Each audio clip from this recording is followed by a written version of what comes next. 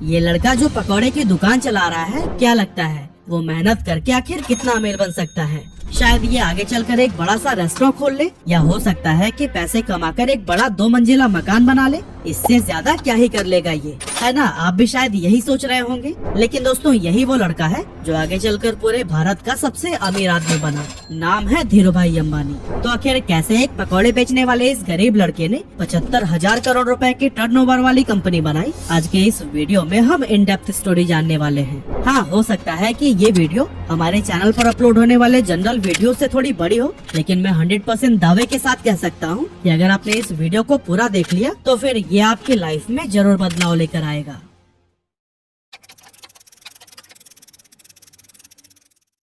तो दोस्तों, इस कहानी की शुरुआत होती है 28 दिसंबर 1932 से, जब गुजरात के चोरवाड़ गांव के एक मिडिल क्लास फैमिली में धीरजलाल हीरालाल अंबानी का जन्म हुआ था। और यही साधारण सा दिखने वाला लड़का आगे चलकर धीरूभाई अंबानी के नाम से फेमस हुआ। इनके पिता हीराचंद गोवर्धन भाई अंबानी गांव के ही स्कूल में बच्चों को पढ़ाने का काम करते थे। और कुछ इसी तरह से जब धीरूभाई अंबानी 5 साल के हुए, तब उनका एडमिशन बहादुर खानजी स्कूल में करा दिया गया। हालांकि धीरूभाई अंबानी को पढ़ाई लिखाई से कोई खास लगाव नहीं था, फिर भी पिता के डर से न चाहते हुए भी उन्हें स्कूल जाना ही पड़ता था। अब क्योंकि हीराचंद जी के कुल 5 बच्चे थे और जैसे जैसे वो बड़े हो रहे थे, उन्हें स्कूल की सैलरी से घर चलाने में काफी प्रॉब्लम होने लगी थी।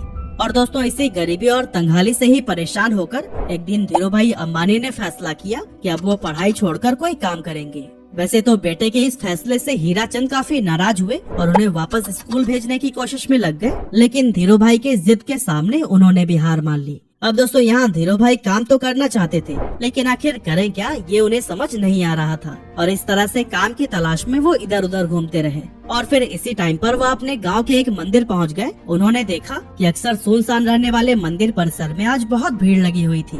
जब पता किया तो मालूम पड़ा कि यह भीड़ हर साल फरवरी के महीने में किसी प्राचीन मान्यता की वजह से लगती है। अब इतनी बड़ी संख्या में श्रद्धालुओं को देखकर धीरूभाई ने सोचा कि यहाँ खड़े खड़े इन लोगों को भूख तो लगती ही होगी, क्यों न इस मौके का फायदा उठाकर यहाँ पकौड़े बेचे जाएं। और दोस्तों, अभी तक धीरूभाई को उनके पिता की तरफ से जो भी थोड़ी बहुत पॉकेट मनी मिलती थी, वो उसे एक गुल्लक में जमा कर देते थे। लेकिन अब उस गुल्लक को तोड़ने का समय आ चुका था। उन्होंने बिना किसी देरी के गुल्लक तोड़कर पैसे निकाला, उससे ठेला खरीदा और मंदिर के पास ही पकौड़े बेचने लगे।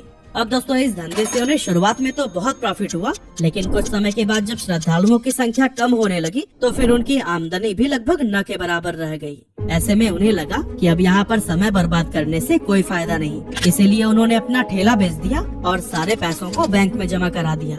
आगे चलकर वो फिर से किसी काम की तलाश में लग गए और फिर उस दौरान उन्होंने देखा कि बहुत सारे लोग यमन में काम करने के लिए जा रहे हैं और आज से पहले जो भी वहाँ पर गए थे, उनकी फाइनेंशियल कंडीशन काफी बेटर हो गई थी। लेकिन इसके पीछे की वजह क्या थी, इसका जवाब ढूंढने पर धीरूभाई अंबानी को पता चला कि यमन में इंडिया से कई गुना ज्यादा पैसा बनता है। इसीलिए धीरूभाई अंबानी 1950 के दौरान महज 17 साल की उम्र में अपने बड़े भाई रमणिक लाल के पास में यमन चले गए। वहां पहुंचने के बाद से रमणिक लाल ने एबीएसएन कंपनी के पेट्रोल पंप पर धीरूभाई अंबानी को काम दिला दिया और यहाँ काम करते हुए उनकी सैलरी 300 रुपए हर महीने की थी। अब दोस्तों, इस पेट्रोल पंप पर काम करते टाइम धीरूभाई अंबानी लोगों को कई अलग अलग प्रमोशनल मेथड से इनकरेज करते थे कि वो ज्यादा से ज्यादा पैसों का पेट्रोल डलवाएं। अब दोस्तों, उनके ऐसा करने की वजह से पेट्रोल पंप का रेवेन्यू काफी ज्यादा बढ़ गया और उनके काम से खुश होकर उन्हें पेट्रोल पंप का मैनेजर बना दिया गया। अब क्योंकि प्रमोशन होने की वजह से पेट्रोल पंप पर काम करने के बाद भी धीरूभाई के पास काफी टाइम बच जाता था, तो ऐसे में उन्होंने सोचा कि इस खाली टाइम में क्यों ना एक जॉब कर ली जाए। और फिर ऐसा सोचकर वो एक जगह पर क्लर्क के तौर पर भी काम करने लगे। अब दोस्तों, हम इंडियन दुनिया के किसी भी कोने में क्यों ना चले जाएं, पर अपनी चाय की आदत को नहीं बदल सकते। और धीरूभाई को भी चाय पीना बहुत पसंद था। अब वैसे तो इसके लिए उनके पास 2 ऑप्शंस थे, या तो वो रोड साइड पर 10 पैसे की चाय पिए या फिर किसी 5 स्टार होटल में 1 रुपए की। लेकिन यहाँ पर धीरूभाई ने 1 रुपए वाले चाय को ही चुना, ताकि वो चाय की चुस्कियाँ लेते लेते आसपास के अमीर लोगों की बातों को सुनकर ये जान सके कि आखिर वो ऐसा क्या करते हैं कि वो इतने अमीर हैं। ऐसे ही एक दिन जब वो चाय पी रहे थे, तभी उन्होंने अपनी बगल वाले टेबल पर बैठे 2 लोगों की बातें सुनी, जिसमें एक व्यक्ति दूसरे को बता रहा था कि क्या तुम्हें पता है, हमारे यमन में जो चांदी के रियाल के सिक्के चलते हैं ना, उनमें लगी चांदी की कीमत इस रियाल से भी ज्यादा है। यानी कि 100 रुपए के सिक्कों में 110 रुपए की चांदी है। अगर कोई इसे पिघला कर निकाल ले तो फिर उसके पास पैसे ही पैसे होंगे। अब वैसे तो ये अमीर लोग इस बात को बस मजाक मजाक में कर रहे थे, लेकिन धीरू भाई ने इसे सीरियसली ले लिया। उन्होंने एक मशीन खरीदी और फिर लाखों की संख्या में सिक्कों को पिघलाना शुरू कर दिया। जैसे जैसे धीरू भाई का यह काम आगे बढ़ा, मार्केट में सिक्कों की कमी होने लगी और गवर्नमेंट भी इस बात से परेशान थी कि आखिर ये सिक्के जा कहाँ रहे हैं। और दोस्तों, जब गवर्नमेंट ने इस बात की जांच के लिए इन्वेस्टिगेशन टीम बनाई, तब धीरू भाई अंबानी का नाम सामने आया। हालांकि जब तक पुलिस उनके ठिकाने पर पहुंचती, धीरू भाई सारे पैसे इकट्ठा करके वहां से इंडिया निकल चुके थे।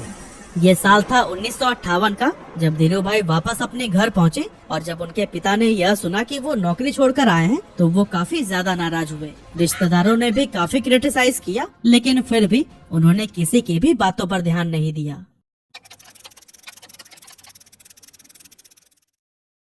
दोस्तों, यमन से वापस आकर कुछ समय गांव में बिताने के बाद उन्होंने कोकिला बहन से शादी कर ली और फिर उसके बाद अपना बिजनेस स्टार्ट करने के लिए मुंबई चले गए। 1958 में ही उन्होंने 50,000 रुपए की पूंजी के साथ रिलायंस कॉमर्शियल कॉर्पोरेशन नाम से ऑफिस खोला और मसालों का व्यापार करने लगे। कुछ समय के बाद उन्हें पता चला कि मसालों की बजाय अगर सूत का व्यापार किया जाए तो उससे ज्यादा फायदा होगा, लेकिन प्रॉब्लम ये थी कि उनके पास इस व्यापार के लिए पर्याप्त पैसे नहीं थे। इसीलिए उन्होंने अपनी कजन चंपकलाल दमानी के साथ मिलकर व्यापार करने का सोचा, जो पहले उन्हीं के साथ यमन में रहा करते थे। लेकिन जब उन्होंने इस इंडस्ट्री में एंटर करने की ट्राई की, तब उन्हें पता चला कि यहाँ पर व्यापारियों ने एक यूनियन बना रखा है और वो सभी मिलकर किसी भी नए व्यापारी को इस इंडस्ट्री में एंटर नहीं होने देते हैं। और अगर किसी को एंटर करना भी है तो उससे पहले यूनियन के लीडर से परमिशन लेनी पड़ती है। इस तरह से एक नए फील्ड में उतरना धीरू भाई अंबानी के लिए काफी चैलेंजिंग हो गया था। हालांकि काफी मेहनत मशक्कत के बाद उन्हें ये परमिशन तो मिल गई, लेकिन इसके बाद उन्हें पता चला कि वो जिन फैक्ट्री से सूत खरीद रहे थे, उन्होंने भी एक यूनियन बना रखा है और जिन्हें फाइनल प्रोडक्ट बेचा जाता था, उनका भी एक अलग यूनियन है।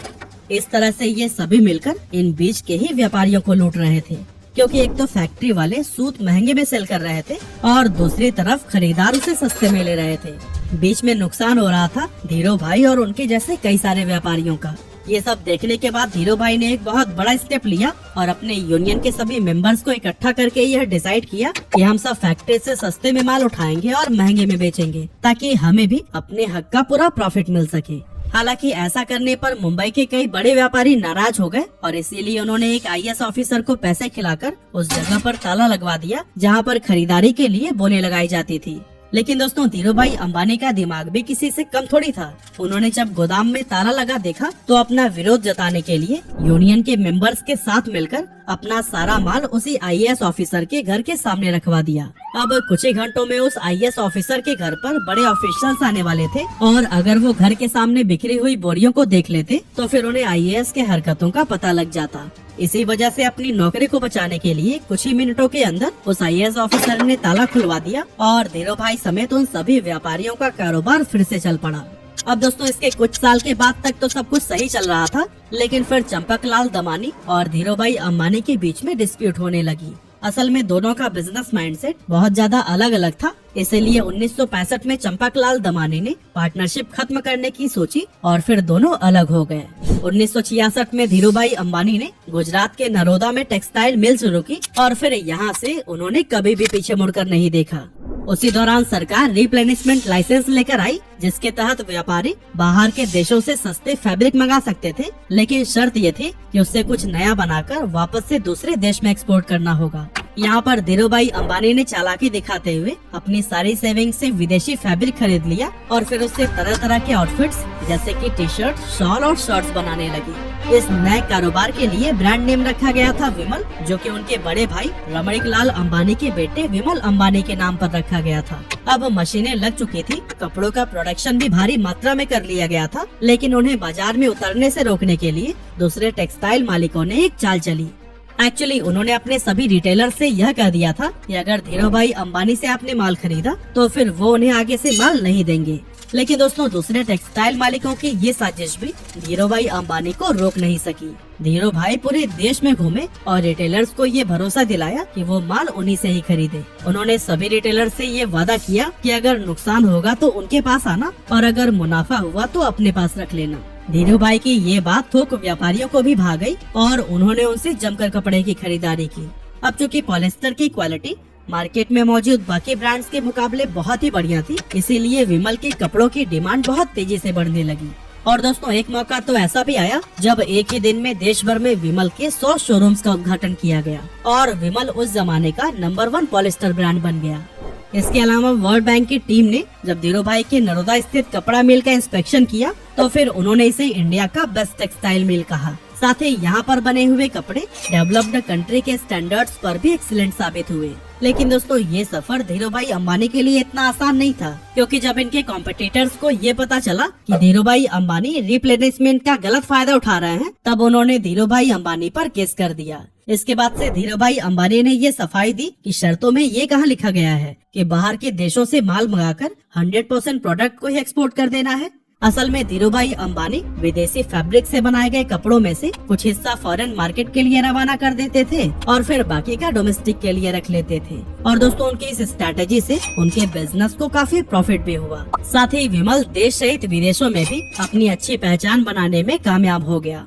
इस एरिया में मिली सफलता के बाद धीरू भाई अंबानी ने धीरे धीरे कई और भी दूसरे सेक्टर्स में अपने बिजनेस को एक्सपेंड करना शुरू कर दिया। 8 मई 1973 को कंपनी का नाम रिलायंस कॉमर्शियल कॉरपोरेशन से बदलकर रिलायंस टेक्सटाइल इंडस्ट्रीज लिमिटेड कर दिया गया और 1976-77 के बीच इसका एनुअल टर्नओवर 70 करोड़ रुपए हो गया था। अब दोस्तों आया जनवरी 1978, जब धीरू भाई अंबानी ने आजाद भारत का पहला आईपीओ लाने का विचार किया और फिर अपनी कंपनी को बॉम्बे और अहमदाबाद स्टॉक एक्सचेंज पर लिस्ट कर दिया।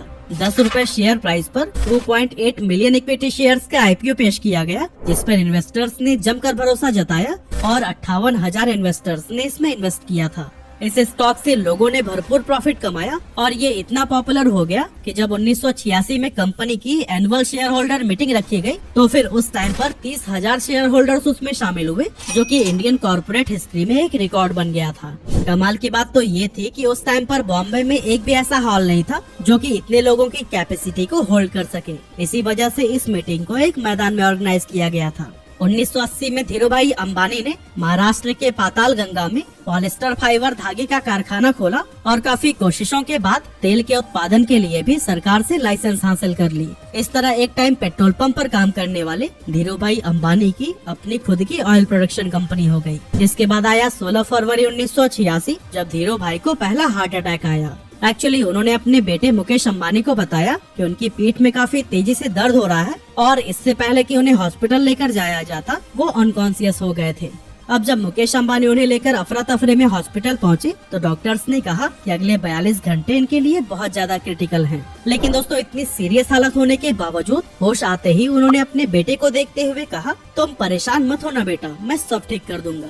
इस स्ट्रोक के बाद से धीरू भाई अंबानी का एक हाथ पैरालाइज हो गया था, लेकिन धीरू भाई अंबानी ने डिसाइड किया कि ये उनकी कमजोरी नहीं बनेगा। इसीलिए लगातार 3 महीनों तक उन्होंने खूब एक्सरसाइज की, डाइट पर पूरा ध्यान दिया और लाइफस्टाइल में बदलाव किया। इसका असर ये हुआ कि धीरू भाई का हाथ पहले से काफी ठीक हो गया।